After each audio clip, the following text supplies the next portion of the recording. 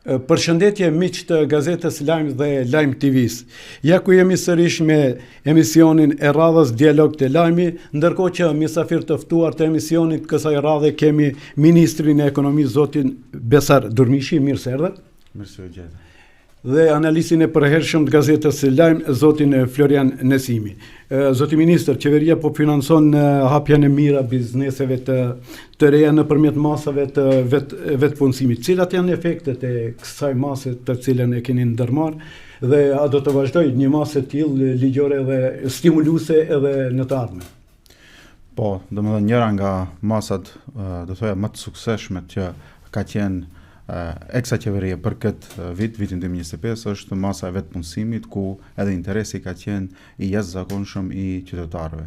Efektet e kësaj mase normalisht që nuk maten me percepcion apo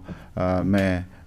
nëpërmjet deklaratave të mediave, por zakonisht maten me numra dhe me fakte. Domethënë gjithsej kanë aplikuar mbi 16.000 qytetarë në nivel shtetëror, bashkërisht me gjithë kompanitë të cilët kanë aplikuar që të rrisin numrin e punësimeve, me aplikantë të cilët kanë dashur që të marrin ndonjë edukim apo ndonjë profesion të caktuar, po ashtu edhe me ata qytetarë të cilët kanë vendosur që të hapin ndonjë biznes të caktuar, apo siç quajmë masa e vetpunësimit, e cila ndahet në 3 pjesë. E para është deri në moshën 29 vjeçare, masa e dytë është mbi 29 vjet dhe masa e tretë është bashkërisht kur vendosin 2 persona që ta hapin ndonjë biznes të caktuar. Dhe kemi mbi 3.000 mikrobizneset të cilët tani më janë hapur edhe kanë filluar që të funksionojnë. Po ashtu numër apo shifra e cilat duhet që të di opinioni është që është edhe interes i gjithë vendit, është që prej gjithë këtyre aplikimeve mbi 86% janë të ri dhe të reja deri në moshën 29 vjet, që tregon një shifër dhe një argument që tregon që të ri dhe të rejat kanë dëshirë që të punojnë në vendin tonë, nuk duan që të largohen, por thjesht atyre duhet që të jepet mundësia. Gjithsej masa e vetpunësimit apo plani operativ ka kapur shifrën mbi 40 milion euro dhe po ashtu kjo shifër do të vazhdoj edhe në vitin që vjen, domethënë do të ketë edhe masa më atraktive dhe fokus do të jenë të ri dhe të rejat, pasi që edhe interesi është tepër i madh i tyre. Fokus të veçantë do të ketë edhe për gratë, pasi që në këtë masë 40% i aplikimeve janë të gjinisë femërore, po ashtu gratë të cilët vinë nga zonat rurale, që të mundet edhe ata të zhvillojnë ndonjë biznes apo ndonjë ide të caktuar të cilën ata e kanë. Po ashtu ka pasur edhe biznese ekzistuese të cilët kanë qenë informale dhe kanë funksionuar të paformalizuara dhe kanë aplikuar në këtë masë ku kemi arritur që të luftojmë ekonominë informale apo ekonominë gri me këtë masë dhe ata kanë arritur që të formalizojnë subjektin e tyre dhe të operojnë siç duhet në bazë të gjithë rregullave dhe dispozitave ligjore që janë në vendin tonë. Po ashtu edhe ata persona të cilët kanë pasur arsim fillor, nuk kanë pasur arsim të mesëm dhe të lartë dhe kanë pasur tepër të vështirë që të hynë në tregun e punës, të konkurrojnë dhe të punësohen, po ashtu domethënë kjo masi ka përfshirë ata persona ku ju ka dhënë përparësi edhe atyre personave që të mundet që nëse kanë pasur ndonjë biznes apo zanat të caktuar, cilin ata e kanë ushtruar, të mundet që të formalizojnë edhe të hynë në tregun e punës, po ashtu edhe personat me nevoja të veçanta kanë pasur përparësi. Janë disa grupe të qytetarëve që i përmenda, të cilët kanë pasur përparësi, kanë aplikuar dhe tani më ata vetëm se po funksionojnë edhe po operojnë me ato biznese të cilët i kanë caktuar që ti ushtrojnë dhe veprimtarinë e tyre ta ushtrojnë në vitin që vjen. Në kuadër të strategjisë për veprimin respektivisht për obligimit respektivisht për punën e tuaj të përditshme, keni bërë kohë më parë edhe promovimin e ligjit për investime strategjike që pritet sipas gjitha gjasave të në fuqi prej 1 janar, kështu diçka.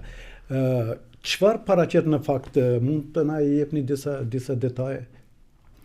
Edhe kjo është domethënë një ndryshim kuadër të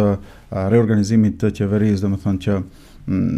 qeveri e cila domethënë ka nisur në vitin 2024 dhe do të jetë deri në vitin 2028 dhe është edhe ky një ndryshim i cili është bën një ligj që ka hyrë në fuqi prej më 5 gusht të këtij viti dhe ligji do të fillojë që të implementohet nga 1 janari i vitit 2025, ka të bëjë me përkrahje financiare të investitorëve. Të gjithë ata të cilët do të investojnë në prodhimtari pasi që fokus apo ka të bëj ligji me të gjithë personat të cilët do të investojnë në prodhimtari pasi që do të hapin vende të reja të punës dhe do të ulet papunësia në nivel shtetëror, do të kenë përkrahje financiare në bazë të rregullore të cilën është e përcaktuar me ligj, do të kenë përkrahje financiare prej 10 deri në 50% varësisht se çfarë lloj prodhimtarie do të kenë, varësisht se sa do të ju kushton investimi, se sa vende pune do të hapin, po ashtu edhe në cilën zonë do e hapin atë fabrika apo atë prodhimtari apo atë ndërmarrje të tyre, pasi që në zonat rurale është tepër vështirë që të funksionojnë dhe po ashtu ne kemi qytetarë edhe në zonat rurale të cilët duan të punësohen dhe normalisht që përkrahja më e madhe do të jetë në ato zona sesa në zonat qendrore apo në zonat urbane nëse vendosin që të hapin ndonjë kompani. Është ligj i cili do e ndihmon biznesin, është ligj i cili do e ndihmon prodhimtarinë dhe do të stimulon të gjithë personat të cilët kanë ndonjë prodhimtari të caktuar të rrisin kapacitetin e tyre. Në qoftë se do të rritet kapaciteti i tyre, kjo nënkupton që do të rritet edhe shitja, që është tatim shtesë që do hyjë në arkën shtetërore, po ashtu do të rritet edhe numri i të punësorëve, pasi që nëse rritet kapaciteti i punës, normalisht që ajo kompani do të duhet që të rrisë edhe numrin e punëtorëve. Nga viti që kemi lënë pas, në këtë vit domethënë nga 12.5% sa ka qenë përqindja e papunësisë, tani është në 11.5% dhe do të punojmë domethënë edhe me këtë ligj, po ashtu edhe me planin operativ në vitin që vjen që papunësinë ta ulim ndër 10%. Sindikata ka kërkuar respektivisht po vazhdon të kërkoj ngritjen e rrogës minimale nga 500 deri në 600 euro. A do të ketë rritje të jashtëzakonshme të pagës minimale apo do të vazhdoj rritja sipas formulës rregulluar me ligj dhe pse nuk përmbushen këto kërkesa të sindikatës? Mirë, tani paga minimale është temë që përfolet, është aktuale këto ditë, po ashtu është edhe interesi i gjithë qytetarëve, po ashtu është edhe interesi jonë si qeveri. Unë duhet të potencoj që nuk mundet që të rrisim vetëm si shifër pagën minimale, nuk mund të rrisim duke mos pasur analizë apo duke mos i pasur parametrat ekonomik, duke mos i parë, domethënë funksionimin se si shkon dhe nuk mund të rrisim me një pres konferencë. Në qoftë se hyjmë në interesin personal timin, po ashtu edhe të qeverisë, është interesi jonë dhe në qoftë se hyjmë në anën populiste, shumë më mirë do na bie që pagën minimale të bëjmë jo 500, po të bëjmë edhe 600, edhe 700 euro të bëjmë pagën minimale dhe do të jemi heroj të këtij vendi, po kjo periudhë është shumë e shkurtër. Pasi që pa një bazë ekonomike, me njëherë më pastaj domethënë në qoftë se rritet ad hoc me një vendim të qeverisë, duke mos i analizuar të gjithë parametrat, do të përballemi me rritje të inflacionit, do të përballen posaçërisht kompanitë e vogla dhe të mesme, të cilët janë shtyllat kryesore të ekonomisë vendit, do të përballen me krizë financiare, ku do të detyrohen që të largojnë punëtor nga puna. Edhe njëra, edhe rritja e inflacionit të çmimeve, po ashtu edhe tjetra, domethënë largimi nga puna nuk është interes i punëtorëve të cilët kanë pagë minimale. Është një fakt tjetër që duhet të përmend këtu për ju dhe për opinionin që gjithsej 800.000 qytetarë apo 792.000 më saktë të cilët janë të punësuar në administratë publike, po ashtu edhe në sektorin privat, vetëm 3 apo 4% prej tyre marrin pagë minimale. Dhe paga minimale është ajo baza nga e cila nisën për llogaritja gjitha pagave tjera. Gjithë, domethënë, qytetarët tjerë të cilët janë të punësuar apo 96% tjerët marrin pagët më të larta se sa paga minimale. Dhe në qoftë se analizojmë këtë argument, në qoftë se i shohim formulën dhe metodologjinë me çka janë marrë vesh, sindikatat, punëdhënësit dhe qeveria në Këshillin Ekonomik Social. Është një këshill ekonomik social që i trajton të gjitha temat sociale, po ashtu një prej temave është edhe paga minimale dhe kanë bërë një ligj, kanë sjellë një ligj, një metodologji se si përllogaritet paga minimale dhe janë të dakorduar të tre antarët e qeverisë, do me thënë sindikatat, punëdhënësit dhe qeveria. Dhe në bazë të asaj formule, në bazë të asaj metodologjie, në fillim të marsit kemi harmonizim apo do me thënë përllogaritje të pagës minimale, ku janë tre parametra kryesor se si përllogaritet, do me thënë 50% i pagës mesatare neto të paguar të vitit para prak dhe 50% i shpenzimeve kostës së jetesës, duke i marrë të dhënat nga enti statistikor që është institucion relevant shtetëror, jo do me thënë dhëna nga që japin sindikatat apo kemi informacione nga institucione tjera të cilët nuk janë relevante, do me thënë dhe nuk janë të besueshme, dhe në bazë të gjitha informacioneve të cilët i kemi, sepse ende nuk ka përfunduar viti kalendarik, dikundi prej 1.500 deri në 2.000 denar apo prej 25 deri në 30 euro në mars kur të bëhet harmonizimi i pagës minimale do të rritet prej 25 deri në 30 euro. Nuk e dim ende sakt, por shumë shpejt do e kuptojmë se sa do të jetë paga minimale dhe se sa do të rritet. Çdo vendim tjetër që do të jetë ad hoc, do me thënë do sjell krizë të re, inflacion tepër të lartë dhe largim nga vendet të punës, posaçërisht në kompanitë e vogla dhe të mesme, pasi që do të përballen me krizë financiare. Gjithçka tjetër është populizëm dhe gjithçka tjetër është sa për politik ditore apo për të përmbushur ego, do thosha personale apo grupore, të cilët po ashtu kërkesa nuk është vetëm e sindikatave, është edhe subjekteve politike opozitare, të cilët e kërkojnë, të cilët më përpara kur ishin pjesë e qeverisë e premtuan dhe nuk e bën në 500 euro. Ne punojmë me shifra, punojmë me bazë ekonomike dhe kur do të sjellim vendime, sjellim duke i parë të gjithë parametrat dhe normalisht që ajo pak të jetë edhe të jetë reale, sepse mund të kemi edhe pak 600-700 euro, por më pastaj fuqia blerëse të jetë shumë më e ulët. Ne mund të kemi pak edhe 1.000 euro mund të bëjmë, në qoftë se nuk ka produktivitet, në qoftë se nuk ka investime, dhe në qoftë se nuk ke ekonomi të zhvilluar dhe të fortë, ti do e bësh pagën në 1.000 euro, por ama kosto e jetesës, shpenzimet për një familje 4 anëtarësh do të duhen shumë më shumë se sa 1.000 euro, pasi që çmimet do të rriten shkaku i inflacionit. Kështu që duhet kemi pagë minimale e cila fuqia blerëse duhet të jetë më e madhe, domethënë do të mundet që të jetë reale dhe me atë pagë të përmbushen nevojat e një familje 3 anëtarësh apo 4 anëtarësh. Zoti Florian, ndjes pak sigurisht lam jashtë debatit lidhur me pagën minimale. Po, desha të ndërlidhem pak këtu se rritja e pagës minimale nëse nuk është e bazuar, domethënë ndonjë parametër ekonomik, zakonisht mendohet se shkakton inflacion, nëse është e pabazë, bile kjo edhe i përshkruhet ish qeverisjes kaluar dikund ka viti 2019 apo 2020, më sa më kujtohet, kur pati një rritje e pabazuar, pastaj u shkaktoi edhe inflacioni. Mirëpo tani momentalisht është 23.700 e diçka, do me thonë rreth 400 euro është paga minimale, ndërsa sindikata kërkon të jetë 500 euro. Edhe e shohim këto partitë tona shqiptare zakonisht, edhe këto që janë tash në opozit, për shembull nuk kiçën as pak në këtë debatin, edhe sikur kjo është pak e dhimbshme se partitë tona merren zakonisht vetëm me çështjet politike, ndërsa këto çështjet ekonomike sikur nuk ju interesojnë shumë. Por ajo që është më rëndësi, mendoj se që është ndoshta edhe standard botëror apo kështu logjikisht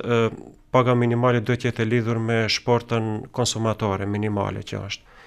Momentalisht më duket se kjo shporta minimale konsumatore është dikund mbi 60.000 denar, 62.000 apo diçka, do me thonë mbi 1.000 euro. Edhe logjika e tregon se paga minimale, nëse kemi një familje ta zëm 4 anëtarësh ose 3 anëtarësh ku punojnë të dy prindërit. Edhe nëse të dy prindërit marrin pagë minimale, atëherë paga minimale të dy prindërve bashkë duhet jetë e barabartë me shportën konsumatore. Nëse është shporta konsumatore 1.000 euro, atëherë duhet të hirat në këtë familje të dy prindërve që punojnë që marrin pagë minimale, do të thonë duhet jetë 500 euro paga minimale. Këtë e thot, mendoj se vetë logjika e thot se kështu duhet jetë. Mirë po tani këtu më duket se më shumë është edhe vendim politik, tani sindikata si do të merret vesh me qeverinë aq do të jetë. Mirë po e tha edhe ministri se kjo rritja që do të bëhet diku në mars, ndoshta mund të arrijë deri 26.000 denar. Mirë po këtu është edhe te pensionet, nëse mund të lidhemi, se tani është aktuale edhe kjo çështja e pensioneve, rritja lineare që duhet bëhet dhe gjykata kushtetuese ka hapur një iniciativë për ta shfuqizuar vendimin e qeverisë. Edhe kjo më duket e pakuptim kjo çështja e gjykatës kushtetuese, sepse kjo rritja lineare e pensioneve, do me thonë, nuk është ndonjë vendim i keq. Aq sa i rritet pensioni atij që e ka pensionin më të lartë, aq duhet i rritet edhe këtij që e ka pensionin më të ulët. Edhe tani kjo gjykata kushtetuese edhe për skaj shumë problemeve tjera politike që i ka bë, duke se tash ka filluar të ndërhyjë edhe te këto pjesët ekonomike, po deshta edhe këtu edhe një pyetje ti parashtroj ministrit se kjo çështja e pensioneve, rritja lineare, që nëse gjykata kushtetuese e rrezon këtë vendimin e qeverisë, cilat do të jenë masat e më të qeshme të qeverisë. Në rregull, pak do ndërlidhem me analizën tënde dhe në fund do të dalë edhe tek rritja lineare e pensioneve.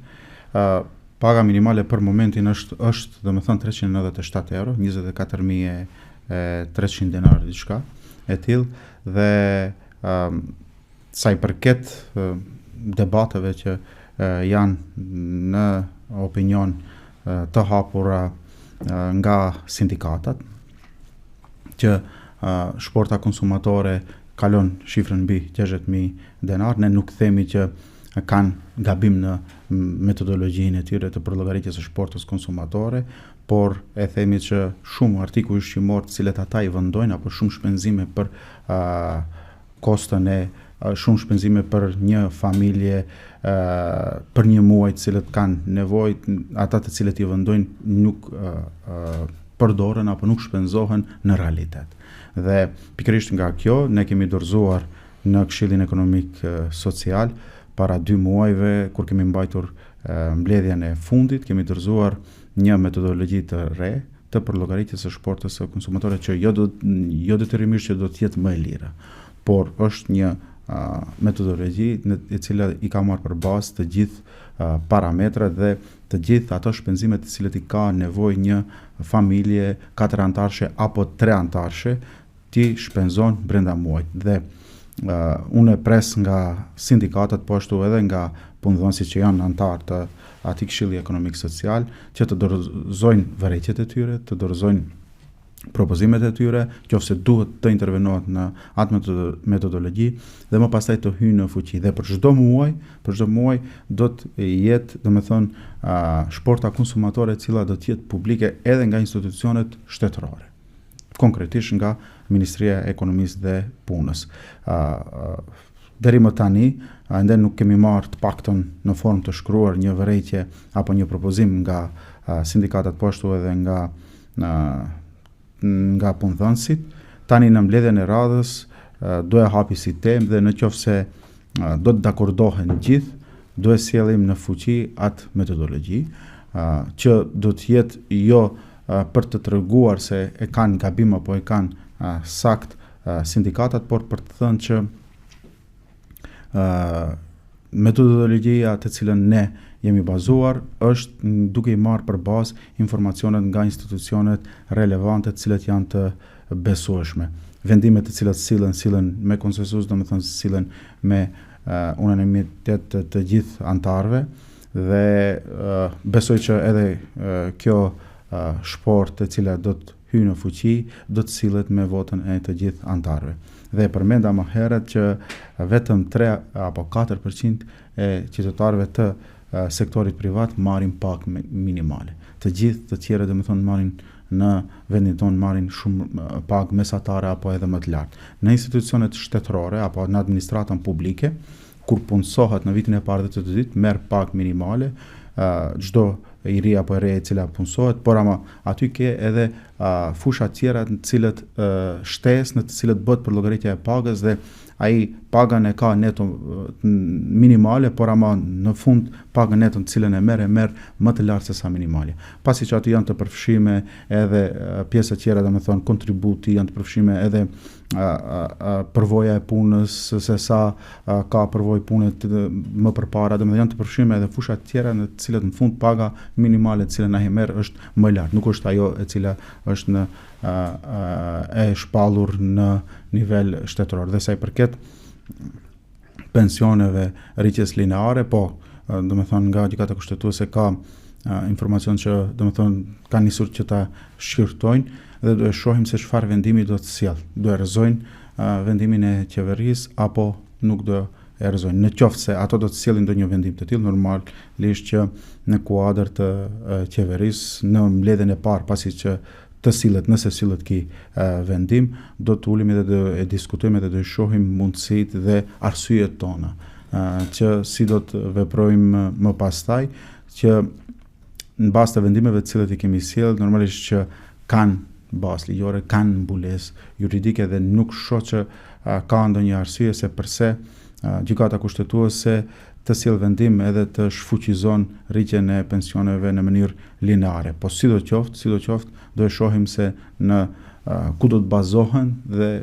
vendimin që do e sillin, po arsyetimet të cilët janë dhe më pastaj menjëherë do të marrim hapat e radhës si kabinet qeveritar, do e shohim edhe ne arsyet tona dhe hapat të cilët do i ndërmarrim. Zoti ministër, a pritet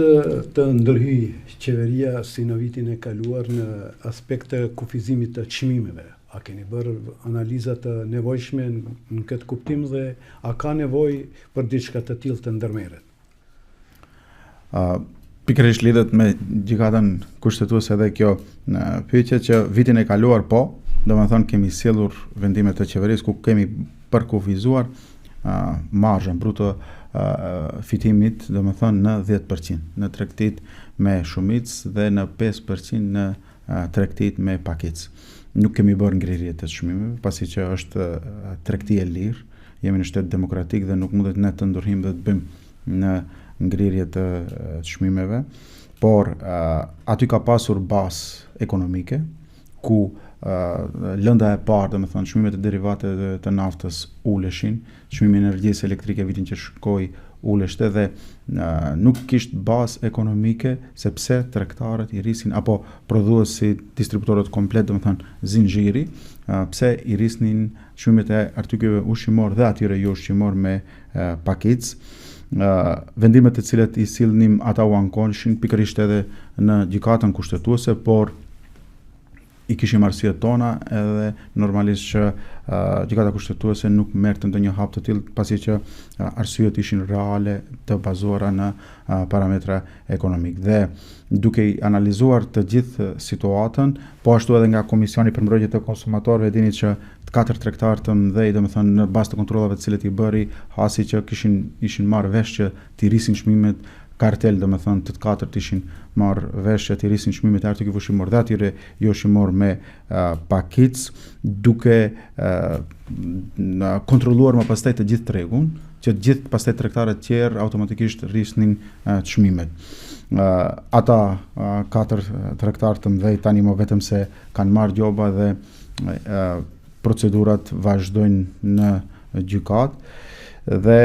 tani, pasi që edhe muajin që shkoi, domethënë në tetor kemi rënje të inflacionit për 0.2%,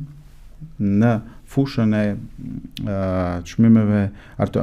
me pakicë, domethënë të artikujve me ushqimor dhe atyre jo ushqimor me pakicë, kemi ulje të inflacionit për 1.3%. Po ashtu kemi ulje në 6.1% në transport dhe tani për momentin inflacioni është 4.5%, deri në fund të vitit presim që të jetë 4% dhe projekcionet tona janë në vitin që vjen inflacionit të jetë në 3%. Duke i parë gjithë këta parametra, nuk shohim ndonjë bazë apo ndonjë rritje enorme të artikujve të caktuar ushqimor dhe ne të ndërhyjmë dhe më pastaj të kemi mbulesë dhe të mos na konteston gjykata kushtetuese, prandaj edhe për momentin nuk ka ndonjë masë të tillë, por duhet të potencoj që Inspektorati Shtetëror i Tregut për çdo ditë është në kontroll, çdo ditë është në terren dhe e monitorojmë çmimet nga afër. Në qoftë se do të ketë ndonjë sjellje deviante nga prodhuesi, distributorët ose tregtarët, cila do të qoftë ajo, posaçërisht tash në prag të festave, pasi që në kohën e festave tregtarët i dinë saktë se cilat artikuj ushqimor apo ato jo ushqimor harxhon më shumë. Dhe pikërisht shkojnë në ato artikuj, domethënë ngrejnë çmimet që të kenë edhe fitimin më të madh dhe ne vëzhgojmë situatën, monitorojmë nga afër, nëse do të ketë ndonjë sjellje të tillë deviante, aty do të jemi që menjëherë të intervenojmë dhe të sjellim mas që dalim në ndihmë qytetarëve për të mbrojtur interesin e tyre, për të mbrojtur shportën e tyre dhe për të mbrojtur shpenzimet të cilat ata i kanë nevojë më konkretisht për të mbrojtur xhepin e familjeve tona. Tash po e sfostojmë pak fokusin e bisedimeve nga ekonomia te politika. Zoti ministër, çfarë po ndodh me vlen? A pritet të bashkohet, sepse u fol para zgjedhjeve dhe pas zgjedhjeve se do të bashkohet në një subjekt të caktuar politik. Apo a jeni diku, a jeni diku nga finalizimi i kësaj pune, apo cilat janë ato aktualitetet e fundit që po ndodhin brenda vlenit? Në këtë kontekst, domethënë shkrirjen e katër subjekteve e koalicionit në një subjekt politik. Po mirë. Lëvizja besa tani do nisem nga subjekti i cili është njëri ndër subjektet më të vjetër dhe më të rëndësishmit brenda vlenit, domethënë me gjithë kapacitetet e saj strukturore, organizative, domethënë të gjithë këto cikle zgjedhore ka qenë në funksion të vlenit dhe kjo ka reflektuar edhe në zgjedhjet e fundit lokale ku gjithë strukturat e vlenit kanë qenë duke funksionuar si një trup i vetëm dhe normalisht që rezultatet u arritën. Domethënë ka qenë një fitore plebiscitare, një fitore nga Likova e deri në Strug dhe këtu duhet që t'i falenderoj edhe gjithë aktivistët e vlenit për aktivitetin cilin e kanë bërë në zgjedhjet e fundit ku kanë arritur domethënë nxjerrin një rezultat të jashtëzakonshëm. Dhe kjo ka funksionuar si rezultat, ka dhënë rezultat duke funksionuar të vetëm si një trup. Normalisht që vleni ka më një kryesi e cila funksionon dhe mban mbledhje dhe tani më diskutohet forma se si do të shkohet në shkrirjen e një subjekti. Do të jetë domethënë si koalicion apo do të jetë si një subjekt. Temat të cilat bisedon është se si do të zgjidhet çështja statutore juridike, se si do të funksionojë më pastaj vleni. Por vlen konkret në këtë drejtim? Po, domethënë përmenda që është duke u diskutuar se si do të jetë zgjidhja statutore dhe juridike e vlenit për në të ardhmen. Por ajo që është e rëndësishme është që koalicioni vlen mori mbështetje të qytetarëve, të shqiptarëve nga Likova deri në Strug dhe i dha rezultatet e saj dhe tani më duhet të shifet se si do të funksionohet më pastaj në të ardhmen. Do të jetë domethënë si koalicion apo si subjekt të zgjidhet çështja statutare juridike e këtij koalicioni. Zoti Florian, këtë drejtim ju a mendoni se ky proces duhet të përfitojë një intensitet, përshpejtohet pak edhe për shkaqe efektive të ketë një përfundim, një finalizim sa më të shpejt? Po kështu tash para zgjedhjeve lokale, opozita thoshte se më njëherë pas këtyre zgjedhjeve vleni do të përçahet. Ndërsa tani jemi duke diskutuar për një temë tjetër, se si do të bëhet një parti. Jo se nuk u përçah, po tash duket se edhe janë bashkuar edhe më tepër dhe do të formohen ndoshta një parti. Edhe te kjo mendoj se më shumë këtë temë tani në opinionin publik e imponojnë edhe këto partitë opozitare që ndoshta nëpërmjet kësaj ato presin që ndoshta ndërmjet këtyre subjekteve, katër subjekteve të krijohet ndonjë përçarje dhe nëpërmjet portaleve të tyre dhe televizioneve dhe analistëve që i kanë, sikur përpiqen ato ta imponojnë këtë temë, se tendenca e tyre është të kenë se të krijohen kështu në përkëmbëza të ndryshme ndërmjet liderëve, gjë që besoj se nuk do të ndodhë për shkak se këto liderët kryesorë të vlenit që kanë një përvojë të madhe politike, janë edhe fitues në zgjedhje dhe me siguri kanë atë mençurinë politike që nuk do të lejojnë që të përçahen për kështu për tema shumë të thjeshta si që është çështja e kryetarit. Pastaj mendoj se këto si koalicion janë duke funksionuar mirë, po normalisht se nëse arrin që të bëhen një subjekt, ajo do të ishte diçka shumë pozitive për të ardhmen, sepse në dy zgjedhjet e kaluara edhe parlamentare dhe lokale kanë garuar si koalicion, ndërsa zgjedhjet e treta, do me thonë që i presin kur do të ndodhin ato të rregultat, me siguri do të jenë 2028, edhe me siguri se do të ishte shumë më pozitive që të garojnë si një subjekt. Ndërsa mendoj se kjo çështja e statutit edhe e kryetarit mendoj se është një çështje shumë teknike, se këto janë duke më me rëndësi është ju si analist politik. Çfarë ndodh, fjala bën në rast se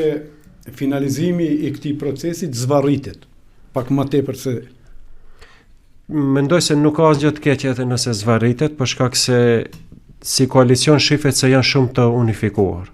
Edhe shembull unë jam nga Tetov, edhe në Tetov rall dikun dëgjosh dikon që thotë lëvizja besa, por të gjithë thonë vleni, qytetarët mendoj. E njëjta me siguri edhe është edhe në Çajër, edhe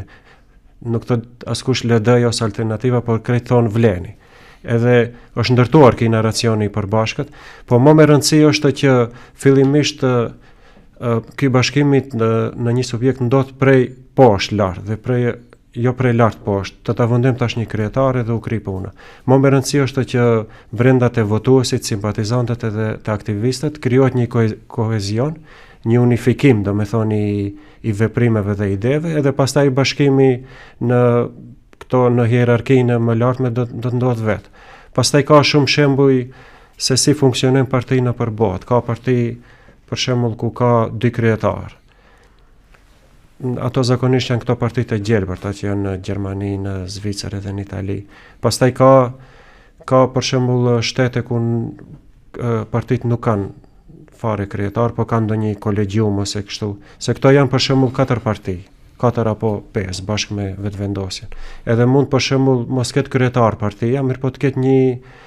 një këshill, si me thonë, këshill kryesues prej 4 liderëve dhe të gjitha vendimet atij të sillen në mënyrë të unifikuar, e pse jo me statut të parashifet për shembull edhe drejta e vetës dhe ndonjërin nga lider. Mirë po unë e them se këto janë krejt çështje teknike, të cilat duhet të parashihen në statutin e partisë.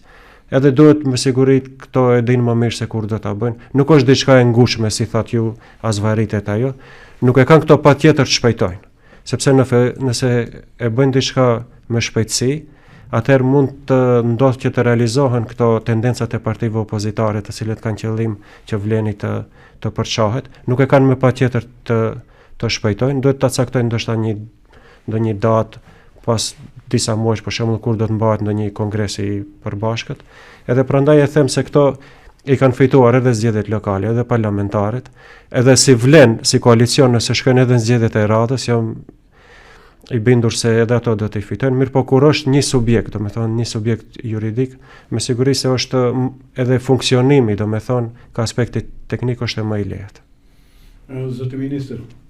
këto ditë respektivisht këto javë pritet edhe plotësimi i vendeve boshe vakante në qeveri. Por njëkohësisht është përmend edhe shumë edhe kjo puna e rikonstruimit. Deri ku kanë vajtur punët ka drejtim? Për momentin, do me thonë, ashtu siç e thatë edhe ju, do me thonë, plotësohen ato vende vakante apo ato vende të hapura të cilët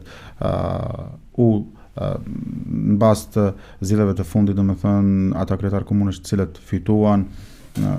normalisht që i lëshuan postet në nivel qendror dhe tani mo janë të fokusuar në pushtetin lokal, jo vetëm në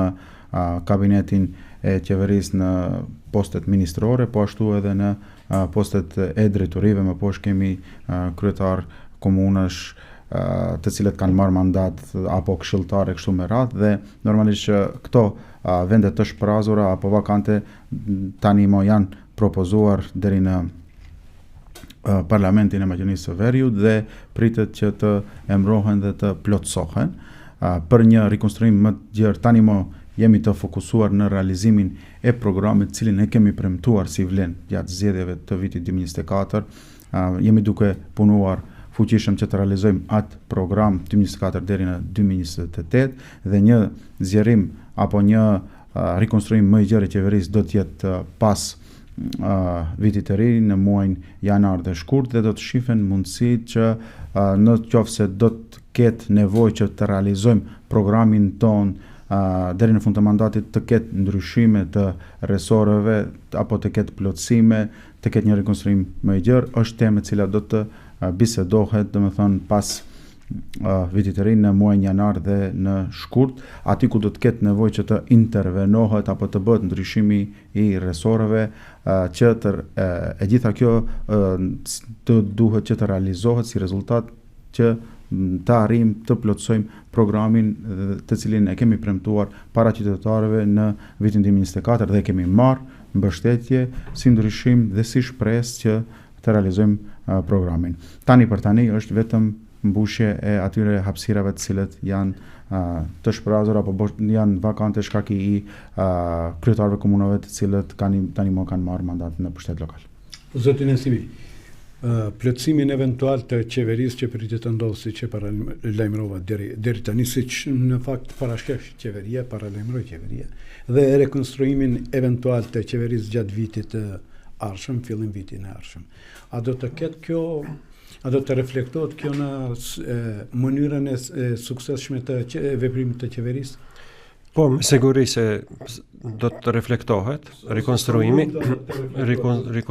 po, se këtu duhet bëhet dallimi midis plotësimit dhe rikonstruimit, se kam bënjën se në opinion do me thonë janë ngatru këto, se tani bëhet vetëm plotësimi nga shkaku se zotëri Izet Mexhiti u zgjoth kryetar komune, edhe se tani kemi vetëm te pjesa shqiptare, nuk ka dhe te pjesa maqedonase. Edhe dëgjova edhe kryeministrin Miskovski, i cili tha se vitin e ardhshëm do të ketë ai bile pranverën, duket se e përmendi, për rikonstruimin e qeverisë, edhe zakonisht rikonstruimet e qeverisë ndodhin në gjysmën e mandatit. Do me thonë kur kalojnë në një periudhë prej 2 vitesh kur kalon, atëherë bëhet rikonstruimi i qeverisë dhe këtë qeveria bën me qëllim që të bëjë rifreskimin e kabinetit qeveritar me emra të ri, edhe zatën këtë ka paralajmëruar kryeministri Miskovski për të pjesa e ministrave të vet, edhe te kongresin që e ka ditën e shtunë në qytetin e Kavadarit, ai ka deklaruar se do të ketë rifreskime dhe emrime në për të gjitha degët dhe nëndegët e VMRO-s, dhe me siguri se pas asaj do të pasojë edhe rikonstruimi i qeverisë, ku ai do të emrojë ndoshta ministra të ri në pjesën e vet. Tani te pjesa e shqiptarëve nuk e dim a do të ketë kështu rikonstruim apo ndryshime të emrave të ministrave. Edhe zotri Bilal Kasamin unë e dëgjova me një intervistë që i kishte, Bilal tha se dikund ka vera do të ketë rikonstruim të qeverisë, edhe ajo përputhet edhe me këtë gjysmën e mandatit. Mirë, po me siguri se është e pëlqyeshme për shkak se ka edhe ministra për shembull që mund edhe mos të kenë qenë suksesshëm. Ka ministra ndoshta që dikush vetë do të japë dorëheqje, ka raste kur ministra që lodhen më tepër nga puna, edhe zakonisht brenda një mandati qeveritar, prej 4 viteve zakonisht preferohet 1 deri në 2 rikonstruime të qeverisë. Zoti Ministër, ka zëra që kritikojnë mënyrën e ndarjes së pushtetit në brenda 4 partive koalicionit blenë. Nëse kjo është e vërtet se ekzistojnë fërkime të atij lloji, a mendoni se diçka e tillë mund të, si të them, të harmonizohet me rikonstruimin eventual të cilin pak a shumë e pas ka paralajmëruar edhe kreu i partisë tuaj nga gjysma e vitit të ardhshëm? Po, domethënë, këto zëra i dëgjojmë, por dua që të informoj edhe opinionin po edhe juve që vleni ministrat të cilët i ka propozuar duhet që të jenë në shërbim të gjithë shqiptarëve, pa marrë parasysh nga cili rajon vinë, nga Likova deri në Strug, po ashtu edhe të gjithë qytetarëve, pasi që janë ministrat të gjithë qytetarëve dhe ka perceptime të këtilla që rajoni i Pollokut ose Tetova nuk është përfaqësuar me aq sa duhet apo sa e ka merituar, por duhet që të informoj edhe për këtë argument që zona e Pollogut Tetova është përkrahur nga kjo qeveri, vetëm tani në këtë vit mbi 34 projekte me 100 miliona denar projekte infrastrukturore për Tetovën, po ashtu edhe për Pollogun. Dhe për gjithë shqiptarët që jetojnë nga Likova deri në Strug janë ndarë diku te 80 milion euro. Po ashtu edhe për qytetarët në komunat tjera, që është një argument që punon, domethënë duke mos i parë anën apo krahinën nga do që vinë ministrat. Mund të jetë domethënë ministër nga Tetova, mund të jetë nga Kostivari, por detyra apo obligimi i tij është që të jetë në shërbim të gjithë qytetarëve, edhe me theks të veçantë të shqiptarëve. Ndërsa sa i përket përfaqësimit në qeveri, kur u bë homogenizimi i vlenit apo kur u bë bashkimi i 4 subjekteve politike, atëherë domethënë keni parasysh që ishim heterogjene dhe normalisht që secili subjekt shifte domethënë se ku do të përfaqëson veten e tij dhe se si do të vepron në të ardhmen, dhe pas këtij homogenizimi normalisht që në zgjedhjet e reja apo në qoftë do të ketë një rikonstruim të qeverisë pas vitit të ri, normalisht që do të shohim, do të jemi të kujdesshëm që të shohim edhe pozicionin gjeografik, po ashtu edhe atë pjesën meritore që të jenë të përfaqësuar ashtu siç duhet. Deshet shtoni, po tjetër. Ndoshta do lidhem këtu se mendoj se kur bëhet emrimi i ministrave ose kur futen domethënë kandidatët në listat për deputet, atë zakonisht më e pëlqishme është që të jepet rëndësi kualitetit apo cilësisë të cilat i posedon një person se sa prej nga vjen, sepse edhe Fajkonica më duket se ka thonë se armiku më i madh i shqiptarëve është lokalizmi. Mirë, po kur jemi këtu te Maqedonia, për shembull, gjithë Maqedonia është e ndarë në 6 zona njësi zgjedhore. Edhe tash zona e 6, që e përfshin krejt Pollogun, Tetovën, Kostivarin dhe një pjesë të Kërçovës, jep më shumë deputet. Me thonë jep diku te 16 deputet shqiptar, ndërsa maqedonasit marrin 4, eventualisht deri në 5. Dhe derisa një zonë jep më shumë deputet, atëherë mendoj se për shkak kësaj kualiteti që duhet ta kesin personat, mendoj se nga kjo zonë ndoshta duhet të jetë edhe më e përfaqësuar. Mirë, po këtu është diçka për shembull kur jemi te votat, se kush tani lëvizja besa të themi ose vleni në Tetovë ka fituar 4 herë radhazi. Domethënë prej vitit 2021 zgjedhjet lokale, pastaj 2022 ato zgjedhjet e jashtëzakonshme për Këshillin Komunal, parlamentare 2024 dhe tash përsëri zgjedhjet lokale 2025. Edhe edisja është tash domethënë të dia taboret, edhe të pozita edhe të opozita, vota domethënë që merren janë ka vota të cilat merren prej votuesve të cilët janë besnik, që ta japin votën gjithmonë pa marrë parasysh se çka ndodhen, edhe ka vota të cilat i merr si pasojë e ndëshkimit të partisë tjetër. Domethënë dikush e ka votuar Vlenin për ta ndëshkuar BDI-n, edhe kundërta dikush e ka votuar BDI-n për ta ndëshkuar Vlenin. E tani këto vota që janë ndëshkuese, këto mendoj se partitë duhet më shumë kujdes këtu të kenë, që mos i humbin, sepse këto janë disa votues të themi që janë gjithmonë pa kënaqur edhe që janë kritik. Mirë, po në këtë rast, te rasti se përmendëm Pollogun edhe Tetovën, është diçka interesante, edhe do deshta këtu dhe ta pyes edhe zotërin ministrin se ka qenë edhe kryetari i shtabit zgjedhor për rajonin e Tetovës. Vitin 2021 kur fitoi Bilal Kasami zgjedhjet lokale, një numër të madh votave ishin vota që ndëshkuan të Uta Arifin, për shkak se s'kishte punuar asgjë 8 vite. Domethënë janë vota të ndëshkimit të kundërkandidatit. Edhe tani në vitin 2025 këto janë persona të cilët gjithmonë votojnë kundër, sa ashtu janë kritik gjithmonë. Mirë, po tash vitin 2025 Bilal Kasami i ruajti këto vota. Përsëri ato që kishin ndëshkuar të Uta Arifin, tash përsëri e votuan Bilal Kasami. E tani këtu jepet një mesazh, se do me thonë një kryetar i cili punon gjatë mandatit të tij, ai përsëri e merr votën e qytetarëve. Dhe mendoj se këtë duhet ta ketë parasysh edhe Vleni në nivel qendror. nëse tani vleni edhe në zgjedhjet parlamentare ka marrë vota të cilët e kanë ndëshkuar BDI-n, duhet të i ruajë këto votat, mirë po si mund të i ruajë vetëm duke punuar. Dhe prandaj dështa dhe t'ju pyes se për shembull 4 herë radhazi BDI-ja humbën Tetov. Edhe si e shihni ju, cili është, si e keni gjetur këtë ilaçin e fitores në komunën e Tetovës? Fillimisht atë që thatë ndërlidhe me atë që përmenda edhe unë që duhet gjenden domethënë kabinet qeveritar, ministrat duke i pasur parasysh edhe rajonin gjeografik, edhe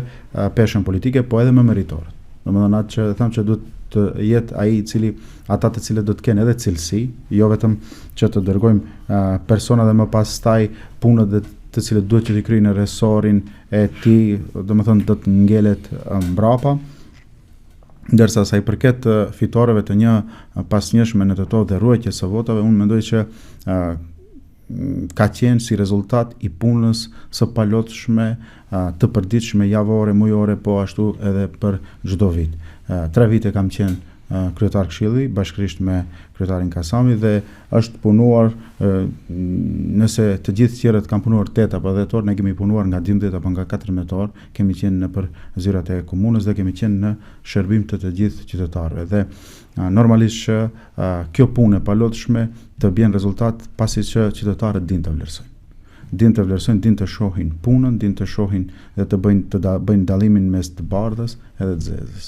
Domethënë, unë shpeshherë kam përmendur edhe në për deklarata që në Tetov është bërë punë për 4 vite sa nuk është bërë për 12 vite. Domethënë për 2 ish kryetarët paraprak. Ka pasur shumë punë të cilët për mungesë të vullnetit të përbërjes paraprake e cila ka qenë në komunë të Tetovës nuk është zgjidhur, a ka qenë interes apo problem jetik i qytetarëve, që domethënë zgjidhur probleme të cilat kanë qenë fundamentale, me të cilat ato janë përballur me vite, me dekada. Dhe ne kemi arritur gjithë ato probleme të zgjidhur. Ka pasur edhe lëndë të cilat kanë ndetur nëpër sirtar të komunës.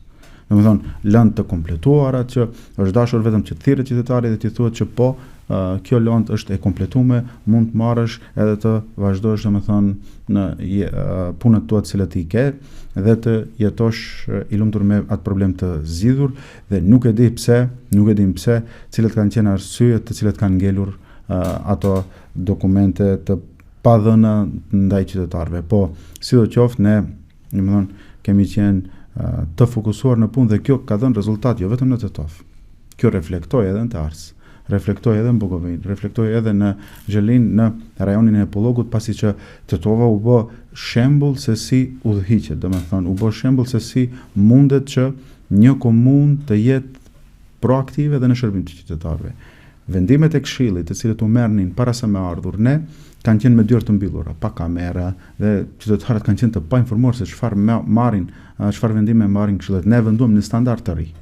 Domethënë qenë seancën e parë, seancat u bën të shkojnë drejt për drejt, live dhe çdo qytetar pasi që e voton këshilltarin, nga pagat e atyre, nga pagesat të cilët i bëjnë, tatimin të cilin i bëjnë qytetarët, marrin paga këshilltarët, edhe është drejta atij të di se çfarë vendimi merr këshilltari. Që në momentin kur kemi ardhur ne, këto hapësirat e këshillit të komunës kanë qenë të hapura dhe kanë qenë publike për gjithë qytetarët. Kemi bërë punë të cilët edhe skeptikët më të mëdhej nuk e kanë besu. Po ashtu e dini që atëherë kishim qeverinë BDI dhe LSDM, e cila na sabotonte dhe na bllokonte në të gjitha anët, por kur ke vullnet për punë, kur e do qytetin, gjen zgjidhje dhe këtë kanë vlerësuar qytetarët. Këtë kanë vlerësuar qytetarët dhe jo rastësisht për 4 herë radhazi na kanë dhënë mbështetje sepse kanë parë që jemi të përkushtuar për punë dhe për ata. Dhe pyetjen e fundit duhet ta filloj nga Floriani. Ka të bëjë pak fokusin nga Vleni, po kalojmë te BDI. Ditëve të fundit një lajm aktual i cili ka patur hapësirën e merituar informative ka qenë ajo paralajmërimi i BDI-s për kongresin partijak i cili parashihet në mbahet me 20 dhjetor. Mirë po, paralelisht me këtë, paraqitjet e disa krerëve të Bashkimit Demokratik Integrim kanë qenë se kongresi do të ndodhin ndryshimet mëdha, ndërkohë që Ali Ahmeti do të mbetet i paprekur. Mendoni se me këtë strategji Ali Ahmeti do të mbetet i paprekur në kongresin e ardhshëm partijak I cili pritet për 20 dhjetor, do të ketë ndryshime esenciale në BDI-n që janë të emanente në rrethanat e tanishme. Po tani të BDI-ja ka vetëm di skenar që mund ndodhin, edhe të di skenarët janë që nuk shkojnë në favor të tyre. Skenari I parë është që të tërhiqet Ali Ahmeti, mirë po kjo tërheqja e tij do me thonë edhe shpërbërje edhe shuarje e gjithë partisë. Ndërsa skenari I dytë... Se mendoni se shuarje e partisë, mendoni që pjesa tjetër nuk ka kapacitetin e nevojshëm politik për ta drejtuar këtë subjekt politik? Për shkak se ajo parti e ka ndërtuar një standard të tillë politik që çdo gjë të mvaret vetëm prej kryetarit. Edhe ai është personi kryesor që ati ka vendosur për gjithçka dhe kur është ashtu, kur varet për një personi asaj edhe nuk mund t'i thush edhe parti politike. Ajo është si një firmë private e liderit, apo SHPK1, shoqëri me papërgjegjësi të pakufizuar për një personi. Edhe kur është ashtu, atëherë dihet se me largimin e liderit atëherë shohet e gjithë partia. Dhe kjo ka ndodhur për shkak se aty do me thonë nuk janë krijuar kushte për krijimin e gjeneratave të reja, të cilët ndonjëri prej tyre mund të shihet edhe si ndonjë lider potencial. Pastaj skenari I dytë është që Ali Ahmeti të mbetet në krye të partisë, që besoj se kjo do të ndodh, edhe të ndryshojë vetëm emrat të tjerë, ato nënkretarët, zëdhënësin edhe të tjerët, mirë po kjo nuk është reformë e partisë. Reformë e partisë është kur jep dorëheqje dhe lideri I partisë. Sepse kur I humbet rezultatet, atëherë duhet të hapet debati, pse ka ndodhur humbja, bëhen analizat e rezultateve, merret mesazhi nga votuesit, që më pastaj të përgatitesh për zgjedhje tjera. Nëse ti tani nuk reformohesh, edhe nëse me të njëjtën mendsi hin edhe në zgjedhjet e radhës, atëherë do me thonë humbjet do të radhiten si ato gurët e dominos që bie njëra pas tjetrës. Dhe kjo aty ka ndodhur për shkak se e thash do me thonë çdo gjë varet prej liderit, ndërsa ai lider do me thonë nuk e ka kapacitetin që ti përshtatet ndryshimeve dhe rrethanave të reja që ndodhin në shoqëri. Tani ne kemi një rrethan 3, kemi do me thonë 4 parti që janë bashkuar, fitojnë zgjedhje radhazi, edhe janë etabluar si forca kryesore politike, do me thonë kemi rrethana të reja, ndërsa lideri I BTI-s, me atë mendsinë e vjetër që ka, nuk ka aftësinë për t'ju përshtatur rrethanave të reja, dhe besoj se ajo parti dal nga dal do të shkojë drejt shuarjes. Zoti ministër, edhe për juve e njëjta pyetje, do me thonë, a prisni në kongresin e paralajmëruar tani më 20 dhjetor të këtij vitit, këtij muaji respektivisht, të ketë ndryshime, ato të ndryshimet e nevojshme, dhe a prisni eventualisht BDI-ja ka të potencial të rikthehet ajo që ishte dikur? Unë mendoj që sinqerisht BDI-ja nuk ka nxjerr mësim nga 2 ciklet e fundit zgjedhore. Vetë, do me thonë, kreu I saj, Ali Ahmeti, ende nuk e pranon humbjen që ka pësuar në këto zgjedhje, edhe pse do me thonë ka ngelur vetëm me Plasnicën dhe Likovën. Ai po ashtu edhe shpeshherë ka dëshmuar se më të rëndësishme e ka që ti ketë afër vetes disa persona dhe disa miq të tij, se sa të sheh, do me thonë, të lejoj apo të sheh perspektivën apo të lejoj reformatimin e BDI-s, do me thënë, të tërësishëm. Prandaj unë nuk pres që të ketë ndonjë ndryshim rrënjësor, por më shumë do të jetë ndryshim kozmetik, ku do largohen nga skena politike disa figura, të cilët prap nga mbrapa do të jenë përsëri ata të cilët do të vendosin në BDI, dhe nuk do të ketë ndryshim rrënjësor. BDI ka ngelur sinonim I të vjetrës, korrupsionit dhe krimit, I cili tani më po përrendon, domethënë është duke ushuar. Jo sepse ne duam, por sepse shqiptarët kanë vendosur që përfundimisht domethënë këtë sinonim ta largojnë nga vetja e tyre dhe e shohin shpresën tek vleni, shpresën e tyre politike për të ardhmen në Maqedoninë të Veriut. dhe krejt shkurt në fund të emisionit. Me që po flasim për miqët e Ali Ahmetit, po ato miq që kishte ato dy letra, dy karta të fundit në bazë vlerësimeve të mia si gazetar, ishin Artan Grubi dhe pak a shumë ishte edhe Bujar Osmani. Ato dy, si them kushtimisht, u dogjen. E ka kapacitetin e nevojshëm për të bërë një rikthim e BDI-ja? Unë mendoj se fatkeqësisht nuk e ka. Nuk e ka për shkak se mund ta shihni për shembull se aty nuk ka figura. Ato që ishin si figura që i përmendet ju edhe disa tjerë u dogjen ato njëri iku, tjetri humbi në zgjedhje. Jo që kishin bën namin, po i përmenda sepse ishin më aktual më afër Ali Ahmetit. Po, ato ishin më afër, mirë po njëri e dim, ishte personi i cili e shpëtoi Mjallgovin që të del nga burgu, edhe ky tjetri domethënë kishte punuar, kishte bërë presion mbi gjykatën supreme për ta rikthyer Gruevskin në Maqedoni, edhe tani, edhe pse ishin ato dy figurat që ishin më të afërta me Ali Ahmetin, të ditë u dogjen, edhe tani edhe nëse jep dorëheqja Ali Ahmeti, aty s'ka kush të vijë. Domethënë se nuk është ajo si parti opozitare, nuk është se s'ka çka të thotë në opinion, mirë po nuk ka kush të flet më atje, edhe unë ndonjëherë vjen keq se si ka mundësi një parti e cila 22 vite ka qenë në institucione shtetërore dhe ka udhëhequr me këtë shtetin, të mos jetë e mundur të krijojë gjenerata të reja dhe lider të ri. Ju për shembull dhe keni rastin e shumë komunave, për ndërtoj edhe komunën e Tetovës, ato nuk mund të gjeni një person të cilin do ta kandidonin, i cili ka ndonjë potencë politike edhe sado kudo t'i bënte ball Bilal Kasamit, nuk mundën ta gjeni një person, bënin disa sondazhe të brendshme, edhe në fund të arritën deri te zotëri Rexhepi. Domethënë mungesa e figurave politike të sinqerta edhe të pakorruptuar është problemi kryesor me të cilin sot ballafaqohet BDI-ja. Zoti Ministër, zoti Nesimi, faleminderit për kohën që ndat për emisionin e radhës Dialog të Lajmi. Faleminderit. Kënaqësia ime që të marr pjesë sa herë që të na ftoni. Faleminderit. Faleminderit.